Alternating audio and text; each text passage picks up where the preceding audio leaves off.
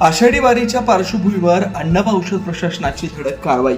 पंढरपुरात 217 आस्थापनांची तपासणी, 3 हॉटेल्स बंद.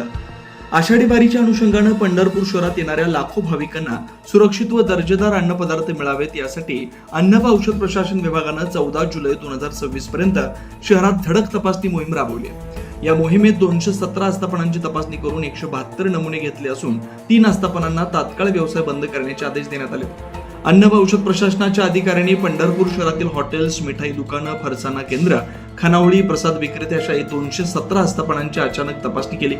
तपासणी दरम्यान विविध खाद्यपदार्थांचे 172 नमुने विश्लेषणासाठी घेण्यात आले. 3 आस्थापनांवर कारवाई.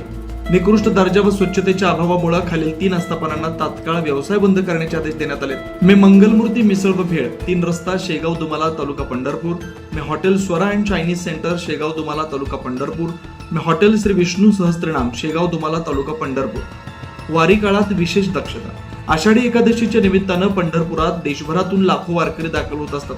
भेसळयुक्त, निकृष्ट दर्जाची किंवा उघड्यावरील अन्नपदार्थामुळे भाविकांच्या आरोग्यास धोका निर्माण होऊ नये यासाठी प्रशासनाने विशेष दक्षता घेतली जाते. अन्नपदार्थ साठवणूक, स्वच्छता, वापरले जाणारे तेल, रंग व इतर घटकांची गुणवत्ता याबाबत काटेकोर तपासणी करण्यात आली. सहाय्यक आयुक्त साहेबराव देसाई यांनी सांगितलं की नमुन्यांचा अहवाल प्राप्त झाल्यानंतर निकृष्ट दर्जाचे किंवा भेसळयुक्त अन्नपदार्थ आढळल्यास संबंधित आस्थापनांवर अन्न सुरक्षा व मानके कायदा 2006 अंतर्गत कठोर कारवाई करण्यात येईल. सर्व व्यावसायिकांनी स्वच्छता, गुणवत्ता व नियमांचं पालन करावं असं आवाहन त्यांनी केलंय. आषाढी वारी 2026 साठी प्रशासनाचे 20 पथकं कार्यरत आहे. वारी कालावधीत अन्नपदार्थांच्या दर्जाबाबत तक्रार असल्यास नागरिकांनी टोल फ्री क्रमांक 1800 22 23 65 वर संपर्क साधावा असंही प्रशासनाकडून कळवण्यात आलं.